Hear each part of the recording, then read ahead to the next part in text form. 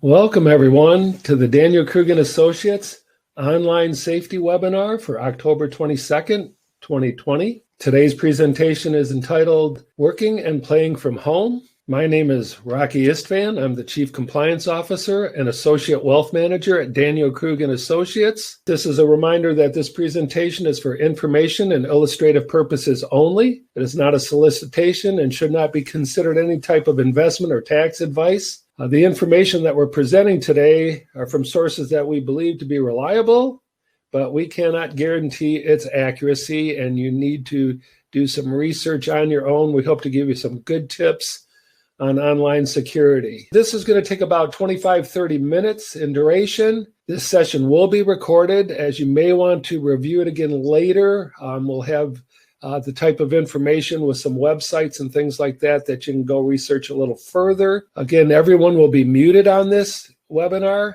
but you can use the chat room. If you have a question, type it in on the right side of your screen, and we will try to get to that at the end. Before we get into the online security side of things, we are a wealth management firm, and I want to remind everybody what wealth management means to us. So most firms out there that call themselves wealth management firms focus in on investment strategy, and that is important. And some firms do it better than others. That's the overall theme of wealth management, that you have a good, solid investment strategy, a solid investment plan. But we believe in taking it much farther to enhance your total net worth and return over time. And that's through advanced planning strategies such as wealth enhancement. And you can see the different sub-strategies under there. Wealth transfer strategies, wealth protection strategies, and ultimately charitable giving strategies. And I'd say about a third of our clients are charitably inclined and really want the tax benefits and things that you can get along with a good strategy depending on your situation. So I will say hi again real quick here as we go over the agenda. So today we're going to cover online safety and internet fraud, give you some basics for improving your safety online. What's the difference between security, privacy, and anonymity? That's interesting. I don't think everybody totally understands those terms. And then what does Daniel Krug and Associates do to protect our client information? So that's what we will wrap up with. And again, I'm going to hop off. See you guys in a little bit and continue on. In 2018, this was the last major update from the Council of Economic Advisors, but they estimated that between $57 and $109 billion a year is the cost to the U.S. economy for malicious cyber activity. So this is no small thing. Obviously, we are going more and more online as a society, doing more transactions online, from everything from banking to purchasing goods and services. And so there is a definite cost in the technology that we're using as people are trying to invade that technology. And where do most of these attacks come from? Well, the biggest come from nation states, places like Russia, China, Iran, and North Korea. But there's also corporations that participate in types of espionage where they're seeking illicit access to proprietary information of other companies. Hacktivists. These are private individuals or groups that have a political agenda, and ultimately organized criminals and people that are just opportunists and company insiders are out there trying to gain your information and company's information illegally. So let's talk a little bit about online safety. The first place I'm going to take you to is the government website on online safety. Actually is a very good site, and we're just going to cover some of the things that they provide so you can see. This is a great starting point. The source of the website is at the bottom of your screen here. You can see the HTTPS US Gov online safety. But they give you some good basic instruction on how to protect yourself online. And some of the do's are learn how to spot common scams and frauds, learn the warning signs of internet fraud, phishing, and online scams. And for everywhere that you see it underlined, that means you can click on that and get further information. So what is internet fraud, what is phishing and online scams, and we'll cover a little bit more of that in a minute. Keep your computer software updated. That's very important. Download the latest versions of your operating system, web browsers, and apps as they become available. Talk to your kids about being safe and responsible online. Find out how you can protect your kids online. And again, that's underlined, so they have a whole section on helping kids understand how to be safe online, and I would access that. Next, some of the don'ts on the website. Don't share your passwords and sensitive information with anyone you don't trust. It's also important to learn how to keep your laptop safe from identity theft when you're in public. Again, it's underlined. Click on that. It will take you to ways to stay safe when you're online, even when you're in public. Don't use the same passwords for multiple accounts. Try to make your passwords unpredictable and avoid using names, dates, or common words that others would know to identify you with. And don't trust giving out personal information over unencrypted websites. You can only trust websites that begin with HTTPS because the S means they're secure, or there's a little lock button on the web browser address. Those sites convert your information into a code that prevents exposure to professional scammers. Let's talk for a minute on internet fraud and what the government website shows us about that. These are the most common examples of internet fraud: data breaches. We've heard in the news company after company that had been hacked and been able to access their clients' personal and private information. And this is a big, big concern. Obviously, firms are getting better at managing this because we've had less and less of this occurring, but it is still out there. So these companies are always trying to stay one step ahead of the hackers. Malware. This is software that is designed to disable your computer. And if anybody's had malware on their computer, they know it shuts everything down, and now you're taking it in to try to get it fixed. Phishing or spoofing involves the use of fake emails, text messages, or copycat websites to commit identity theft. Okay, and again, it's underlined, phishing and spoofing. You can click on that and get more understanding of the terms and what is going on and how to prevent those things from happening to you. Internet auctions are a big issue. You can go online, you think you're buying a product from an internet site, and the product never comes. So there's a lot of fraudulent sites out there imitating other companies as retailers and trying to get you to give them your credit card information to buy something. They charge your card and you never get the product. Also, credit card fraud occurs when scammers fraudulently acquire credit or debit card numbers to obtain money or property. So how do you protect yourself? Learn how to spot internet fraud by knowing the warning signs of common fraud schemes. Again, that's underlined.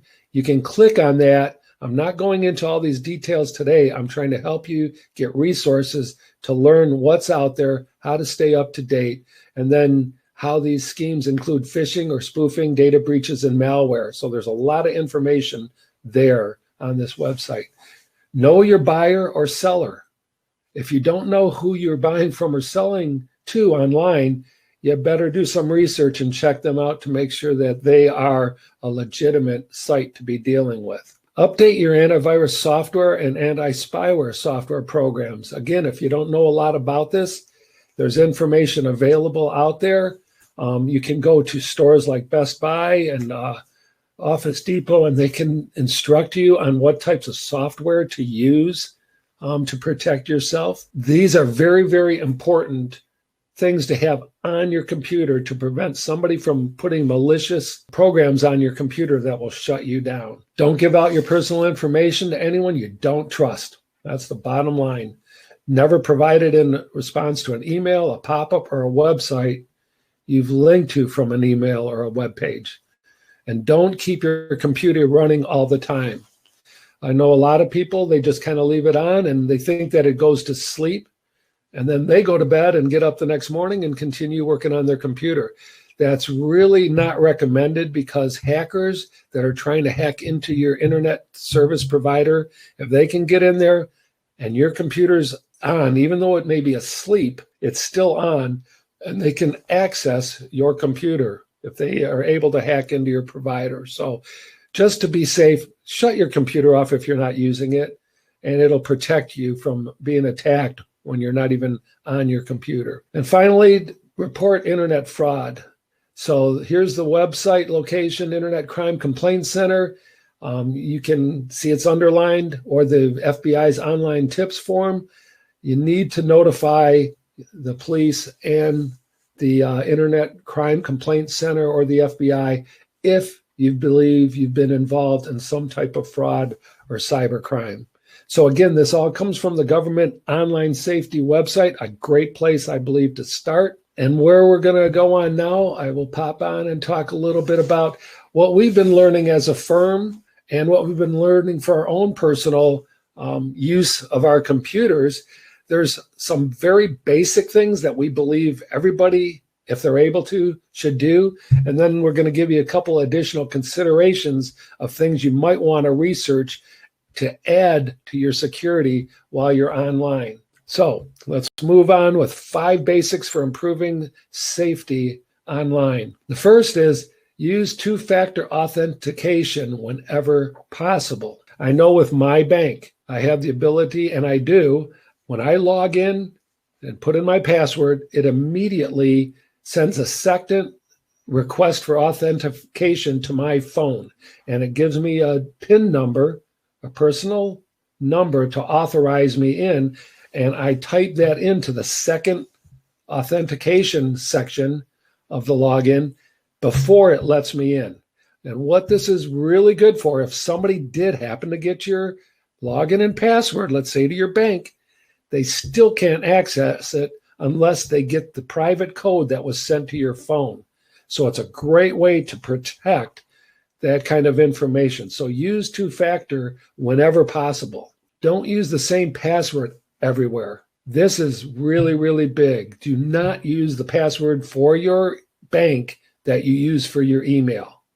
And I'm going to talk a little bit more about email, but it's really important that it will protect you to have different passwords for different sites so that if somebody obtained one of your passwords illegally, they couldn't use it everywhere you go. Third, update the software on your computer. You might think, well, if all they're doing is changing their program a little bit, I don't need that. My program's running fine. Part of the changes to these programs are always preventing new ways that people have tried to hack into those programs.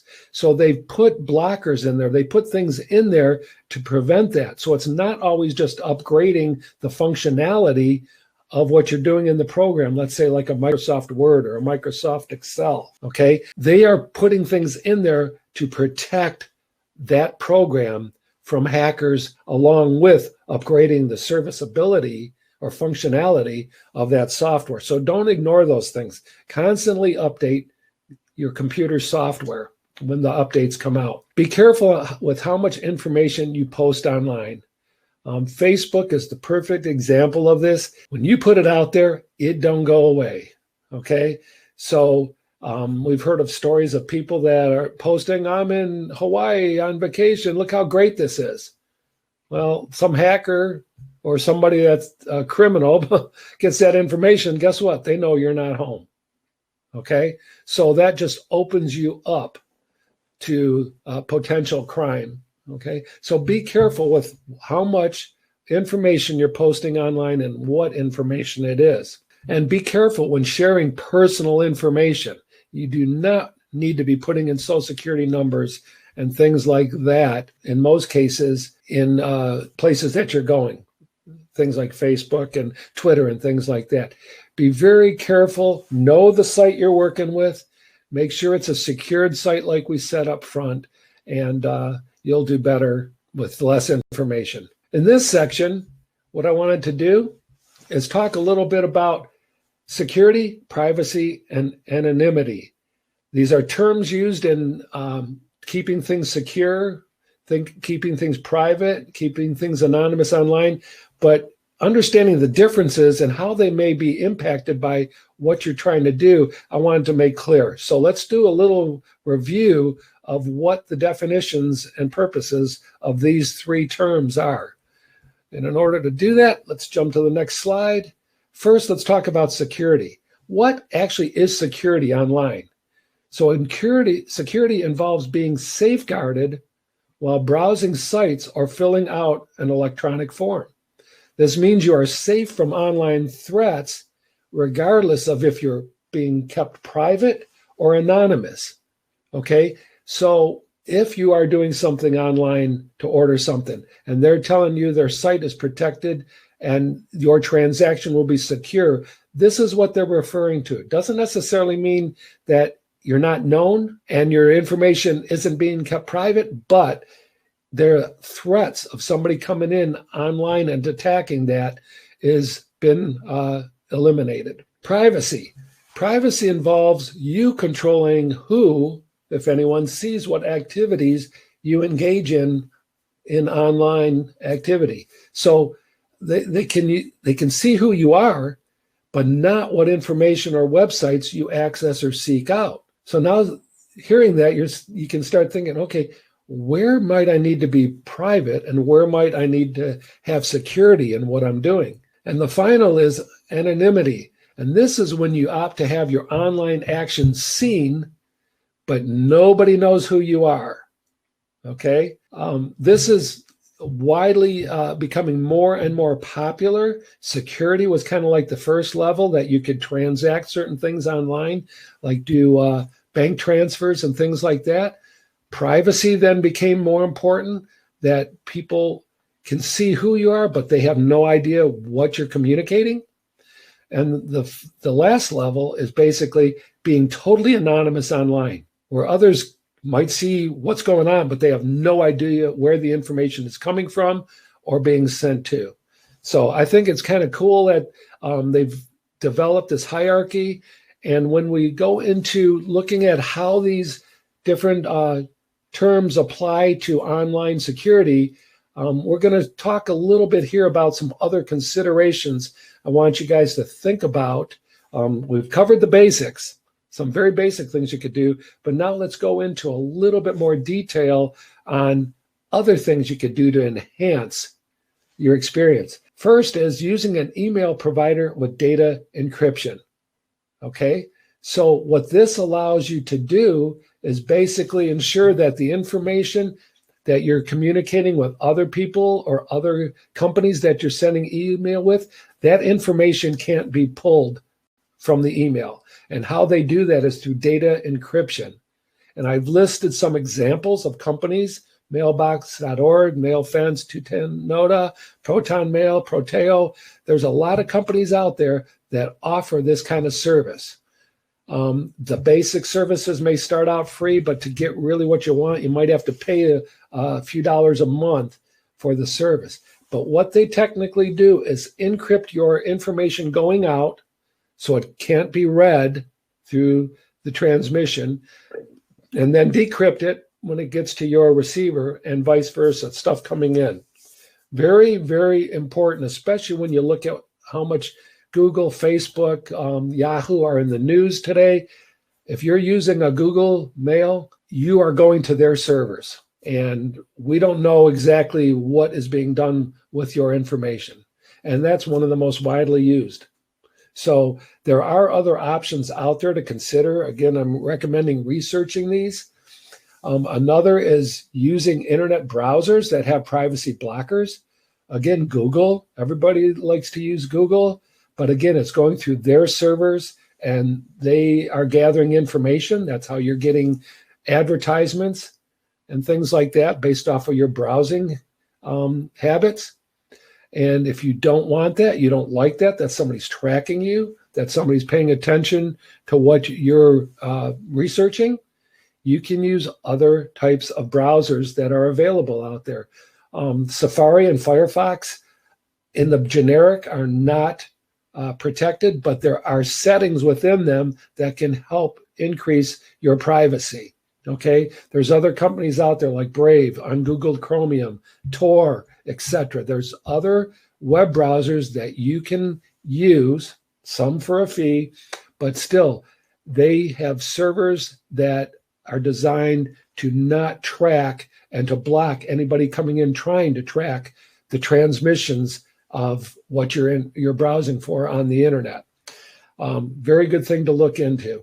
And finally, using a virtual private network, which basically can bring that anonymity into your browsing experience or computer online experience.